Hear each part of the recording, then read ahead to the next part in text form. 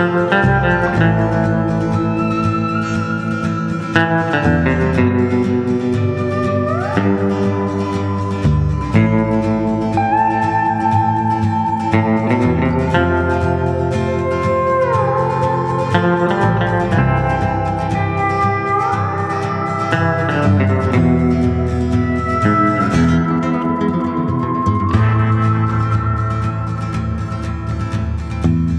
guys, welcome back to the channel. This morning we're going to do a little bit of kayak fishing on the Mustang Creek. I had permission to hunt this property this last deer season, and every time I would cross over this creek I would always think to myself, man, are there largemouth bass in that water? And so today hopefully we can find that out. I've been told there are some catfish that run through this creek. The first stop I'm going to make, I'm not going to launch the kayak yet. I'm going to stand on this bridge where there's some water flowing and cast a couple times, see if we can't get us a fish. Let's get the GoPro on the chesty and I'll bring you guys along. Here we go. For you guys that own Broncos, I wanted to share how I carry my rods sometimes. If I'm not carrying them on the trailer or in the kayak, I will place them in between the roll bar and the top. This is the hard top obviously, but I've been told that the soft top will work like this as well. There's about a 2-inch gap in between the roll bar and the top, so you can slide your rods in there. I thought about purchasing little rod holders and just setting them up in between there, slide the rods in, clip them into place, but for the distance I've been traveling to go fishing here lately, that's worked out pretty well. And then for my media, I've never really shared, but I'm currently using the Sony a6400 camera that typically goes here. I've got the drone, GoPro, and then a couple lenses. And this is just a cheap Pelican type case that I've picked up from Harbor Freight, but this is how I prefer to work in and out of my media package. If I want to get the drone out and put the camera up, I don't have to worry about, okay, where is that? Where did I set it? Where did I leave it? Just working in and out of this box has made it easier for me to film.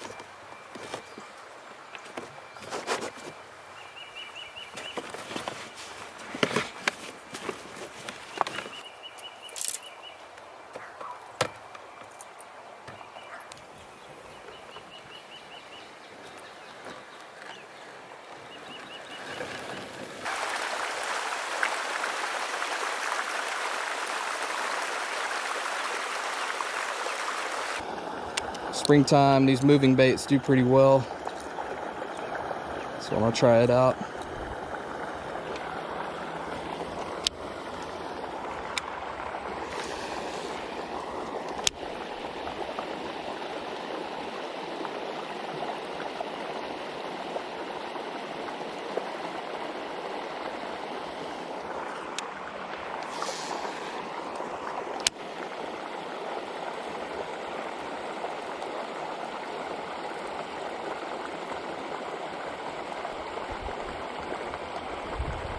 Oh, got us a bass, baby. That was fast. Let's go. Maybe 2 or 3 casts and we've already got us a little bass. That's a great sign. I knew they'd be in this creek, and so I'm gonna have a good time today fishing this. I really want to get on the kayak, but this is a sweet little spot. I'm gonna fish it a couple more casts and see what we can land. You know how it is, man. If you keep catching fish, it's hard to leave a good spot.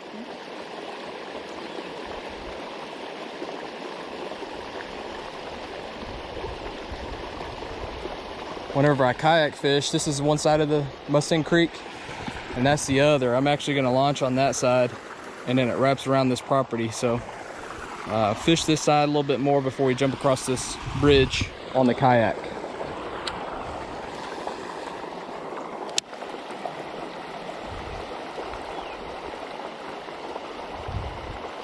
There's another little one. Man, they're fired up. Look how dark this guy is. That's a dark bass. Man, they're really liking this crankbait. This guy is dark. Got the dark stripes on him.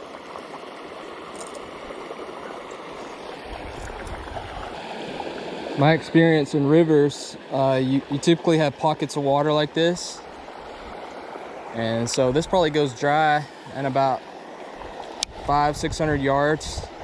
And then there's another pocket of water on the other side. So when you have these pockets of water, there's another one. That's a little bit better fish.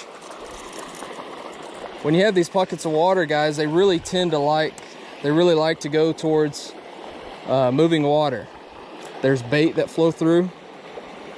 So when there's bait that flow through these pockets of water, that's where the bait's gonna be, and typically that's where the bass will be as well. That's the only bad thing about crankbaits. Little guy, but man, I'll take it.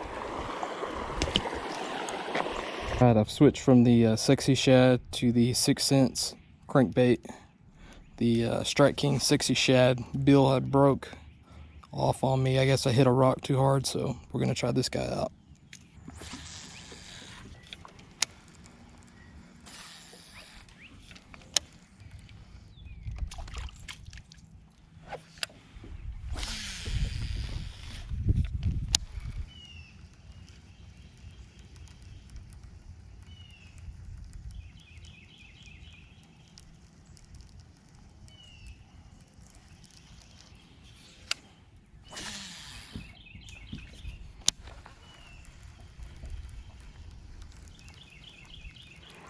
Guys saw I caught like 3 or 4 fish on that side of this road, but this side I don't even think I got one bite. It's pretty crazy because this is deeper. I don't know if these houses that are backed up to the creek are fishing this or what, but I didn't even get one bite over here. It's crazy.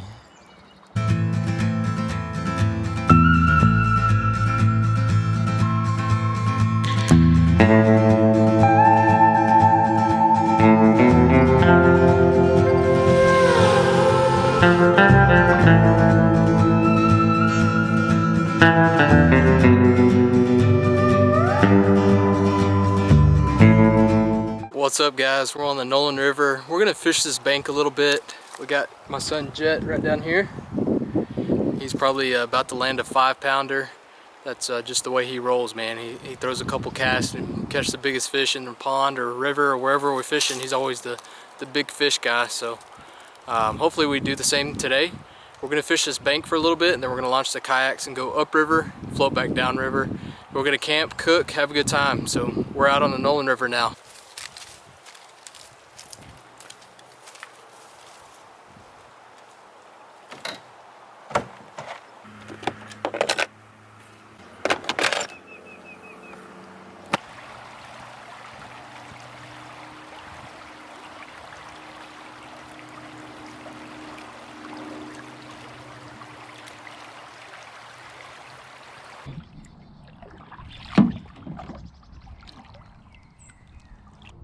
First bass. Oh, come on, bro. What? I had a perch. And it got off? Yeah. Keep fishing.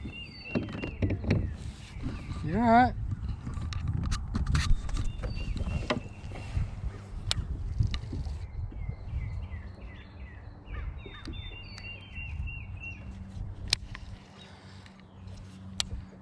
Try and throw it by the banks, Jet. That's where they're gonna be. They're gonna be up by the banks. Throw it by the bank and then let it sit there for a little bit and then reel it.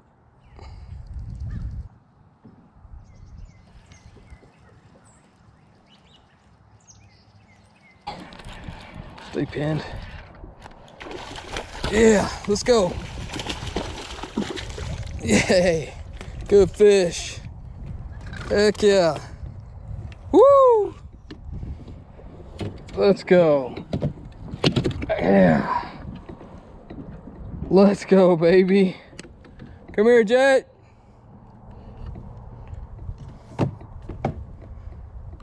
Heck yes.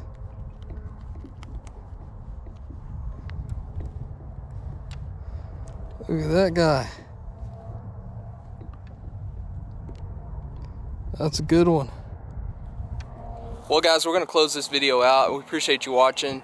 Overall slow couple days of fishing in the river. We really need the water temps to be about 65 before they get fired up.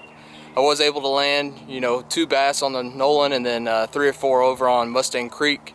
So, I mean, the good thing is we're scouting out these rivers. We're finding out where the fish are and how to navigate up and down the river. That's always a good thing. Unfortunately, Jet didn't get him a fish, but you had a good time camping, playing some checkers, eating a lot of food, snacks, having fun, sitting around the campfire. So, hey, anytime outside is a good time, and we'll see you guys in the woods next time.